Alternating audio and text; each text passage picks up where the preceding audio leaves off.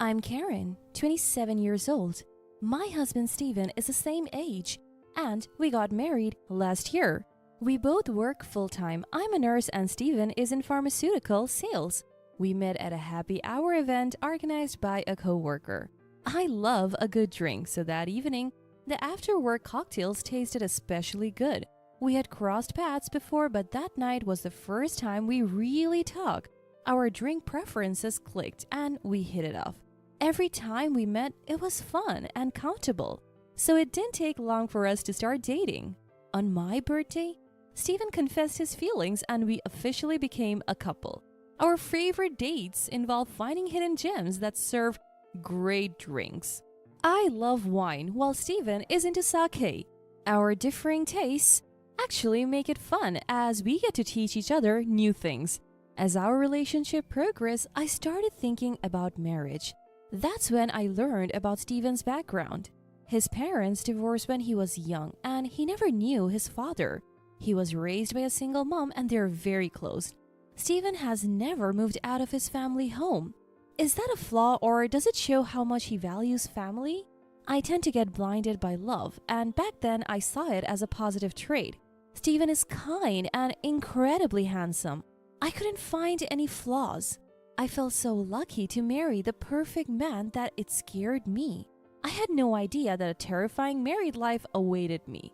Before the wedding, I often dined with my mother-in-law. She would always tell Steven, "Karen is like a daughter to me. Don't let her get away. Marry her soon." I always told Steven I felt happy hearing this and looked forward to becoming family. Steven, who's great with people, also had a stellar reputation with my parents. Everything went smoothly and we got married. Neither of us likes being the center of attention, so we didn't have a big wedding. After the wedding, Steven moved out of his family home for the first time. However, concerned about his mom, we chose an apartment just a 10-minute walk from his family home. In hindsight, that was a mistake, but it's too little, too late now. My mother-in-law, who used to treat me like a daughter, changed after the wedding. She started treating me like a mortal enemy and began visiting daily. I gently told Steven, "I appreciate that your mom visits every day, but it's hard for me to relax. Could you ask her to come less often on work days?" Steven responded, Why? We're family now. Mom gets lonely. She loves to talk and hates being alone. I wish you would be more understanding. This is my home too, and I can't tell her something I don't believe. If you have something to say it yourself. I won't. Steven doesn't accept my opinion. I was surprised by his unexpected response. From that day on, Steven would get moody whenever I mentioned anything about his mother. I started to hold back to avoid arguments. My mother-in-law took advantage of this. Before I knew it, Steven had given her a spare key. One day, I came home to find mother-in-law cooking in our kitchen without asking. I was shocked to find her in my space, so my tone got a bit sharp. "What are you doing, mother-in-law? You can't just come in here without asking." Mother-in-law shot back, "What's going on with your fridge? It's practically empty. I have never seen such a lifeless fridge. Do you even cook? Don't tell me you're always buying deli items." I couldn't hold back anymore. "I shop for fresh ingredients daily. I've heard your fridge is always packed like a traffic jam. It's impressive you can manage that. I just bought ingredients today. Sure, we have deli days, but I also cook to save money. And by the way, deli food these days is pretty good. Don't you ever try it?" Mother-in-law wasn't backing down. "Oh, listen to you. I would rather not have Steven eat food when we don't even know who made it. This is what happens when he marries an incompetent wife. I should have taught him to be more discerning about women." Sparks were flying between us. Once I started airing my grievances, I couldn't stop. "Do you see the shopping bag, mother-in-law? There's not a single deli item in it. I'm busy, so could you please not get in my way? You're not even a guest anymore since you let yourself in." Mother-in-law stormed out, her face red. "I'll tell Steven about this." I had more to say, but she left. I knew I was in the right, although it made me uncomfortable. I wasn't wrong. I shook off the bad vibes and started cooking pot roast. Then Steven came home, his face a splitting image of his angry mom. What did you say to Mom? She called me crying. How could you be so cruel when she was just trying to help because you're busy? I was baffled. First off, breaking into someone's home isn't a surprise. And if it is, then burglars should be forgiven if they call it a surprise, right? This happened because you gave her a spare key. She could have come when one of us was home. It's not only unnecessary but also intrusive. What about my privacy? I have no intention of apologizing. Stephen looked shocked and one word, Please, can you two just get along? He retreated to his room without eating dinner. I hoped this fight would make him more considerate. For the next 2 days, we barely spoke. I couldn't stand the tension, so I brought it up. What do you want to do going forward? I don't want a relationship where we don't communicate. Let's talk. Stephen finally said, Mom's remorseful. She was crying yesterday. Worried you would never forgive her. The root cause was me giving her the spare key. I'm sorry, Karen. I didn't care about mother-in-law. As long as Stephen understood, that was enough. My weakness showed and I forgave him. Even though I know in the back of my mind, my fault is that I forgive it. Stephen immediately called mother-in-law. She came running, happy to be summoned. I had a bad feeling, but I was tired of fighting. If she would change her ways, fine. As soon as mother-in-law saw my face, it was as if a switch had been turned on. Oh, I'm so relieved. I thought Karen would never speak to me again. I know I overstepped and I promised never to do it again. Mother-in-law started talking in a voice as sweet as if she were talking to a cat. For some reason, I just have a bad feeling about it. She then pulled out a mysterious bag from her purse. I met an old friend from college yesterday. She's unbelievably youthful and beautiful. She gave me some Chinese tea. That's her beauty secret. I thought I'd share some with you, not that you need it. I had a bad feeling but felt awkward refusing. Stephen whispered, just have 1 cup of tea with her. I'll make sure she leaves as soon as possible. So, wanting her gone, I agreed to drink the tea. I have always enjoyed Chinese tea and it's popular at my workplace too. Mother-in-law quickly poured hot water into the tea pack. This tea is supposed to be good for your skin and boost female hormones. You guys are thinking about having kids soon, right? If you like it, I'll tell my friend to get some for you, she said, placing the cup in front of me. The aroma was a bit unusual, but I took a sip anyway. It tasted strange, but I downed it, thinking it was just a new flavor. However, my bad feeling came true. I woke up in the middle of the night with stomach pain, feeling half faint. By the time I felt better, it was already morning. There was no doubt about it. The only thing I had consumed that Stephen hadn't was the suspicious Chinese tea. I told Stephen about it, but he didn't take me seriously. Karen, that's a terrible accusation. Mom brought that tea to make amends. You're making it sound like she poisoned you. Don't you feel ashamed? It's probably just an upset stomach. Mom would never do something like that. Stephen wouldn't believe that I was being malicious, but without evidence, I couldn't press the issue. Still, I've been wary of anything from mother-in-law since then. Just before Stephen's birthday, mother-in-law called. Karen, I'm cooking for Stephen's birthday. You can come or not, it's up to you. You're busy, right? Maybe you should take some time to refresh yourself. She was planning to celebrate Stephen's birthday without me. I've been scared to eat anything from her since that day. And homemade food was out of the question. But I was planning to spend Stephen's birthday together, so I felt upset. I thought we would spend his birthday together since we are newlyweds. I assume you have celebrated with him every year until now, so from now on, it's my turn. Before I could finish, she cut me off. Anyway, I want Stephen to come home. You don't have to come, Karen. We can celebrate your birthday next month, okay?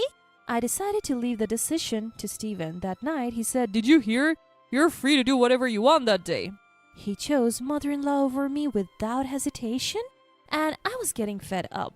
On Stephen's birthday, he was in high spirits and it made me feel sick. My feelings for him started to wane. He seemed to enjoy celebrating with just his mom becoming more of a mama's boy, and they started dining out together more frequently. I'm busy with work and can't focus on that all the time. A month flew by and it was my birthday. We usually celebrated at our favorite restaurant. I assumed this year would be the same, but Stephen surprised me. Mom wants to celebrate your birthday with us. She would be happiest if you two got along. I was so shocked, I froze. Stephen, still in high spirits, didn't notice. I said, I wanted to celebrate just with you, Stephen. We weren't together on your birthday, so let's spend mine together. For some reason, Stephen thought I was being polite. No, you don't have to hold back. Mom offered, so it's fine. He just didn't get it. I had no choice but to be firm. Stephen, no offense to mother-in-law, but I want to spend my birthday just with you. I want to go to our special restaurant. Then Stephen suddenly got angry. Don't waste mom's kindness. You're heartless. Why haven't you noticed that mom didn't invite you to my birthday? Just do as I say. It's already a hassle. I was done arguing. And then came my birthday. Instead of a restaurant, we were at home, and of course, mother-in-law was there. Neither of them seemed interested in my low spirits. I started to get angry as I saw them enjoying themselves in the kitchen. Then the lights went out and the cake came in. I was angry, but the cake helped me cool down a bit. Before blowing out the candles, mother-in-law announced she had a gift. I bought a wine worth $5,000 for your birthday celebration. Let me uncork it right away. The packaging looked worn and the cork was crumbling. Is this what they call vintage? Mother-in-law poured a generous amount of wine into my glass. Even in the dim light, I could see the wine was cloudy. Memories of the Chinese tea incident came flooding back. I took a small sip. What is this? I spat it out immediately and turned on the lights. I turned the bottle of mother-in-law's so-called $5,000 wine upside down in the kitchen sink. Wine flowed down the drain. Stephen quickly grabbed the bottle from me. You're terrible. Apologize to mom. What do you think you're doing? I saw what it meant to have a face filled with anger. Stephen was glaring at me. I poured wine into the glass Stephen was holding. Can you drink this then? Stephen looked puzzled but stubborn. He took a sip. At that moment, mother-in-law shouted, Stephen, don't drink it! Too little, too late. He spat it out immediately. What the heck is this? Mother-in-law took the wine away from Stephen. A shocked Stephen asked, Mom, where did you buy this wine? We need to file a complaint. This is fraud. It's spoiled. Mother-in-law looked guilty and said, That wine was just sitting in the back of our kitchen. It's 50 years old. I heard on TV that it gains $1,000 in value every year. Vintage wines are properly stored in wine coolers. Upon closer inspection, the cork was more damaged than I thought. It was cloudy and smelled like mold. Even Stephen couldn't hide his surprise. What bothered me was mother-in-law's don't drink it. I suspect she knew it was spoiled, but she would never admit it. I couldn't forgive mother-in-law for this. Can you please leave? I can't keep my composure. Just get out of my sight. Even as I said this, mother-in-law kept making excuses to Stephen. I felt invisible. But even mother-in-law, clearly uncomfortable, made a hasty exit. After she left, Stephen said something unexpected.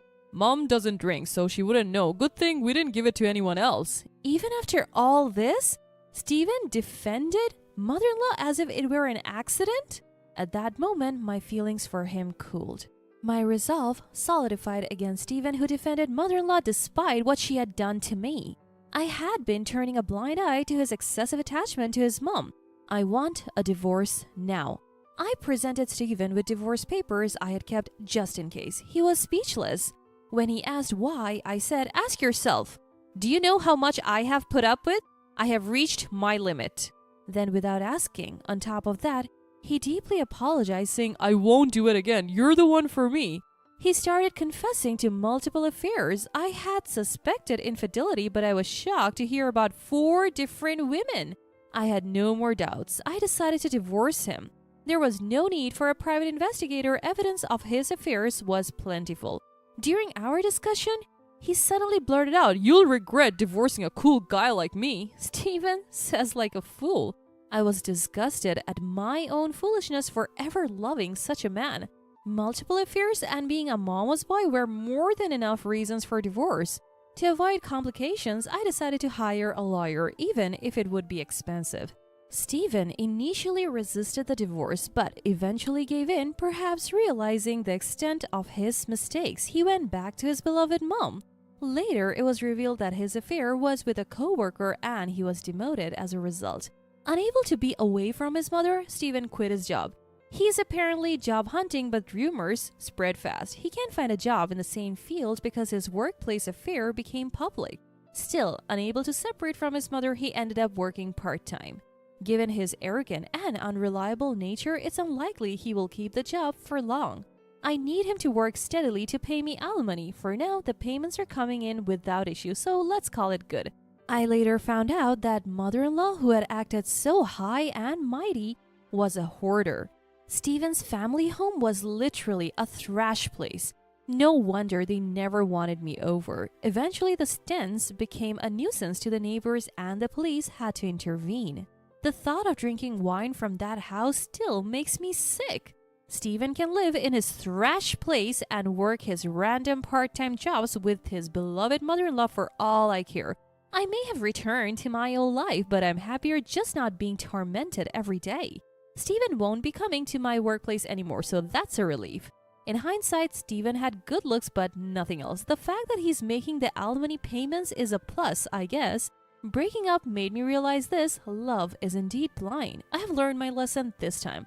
I'm putting romance on hold for a while. I want to focus on my career.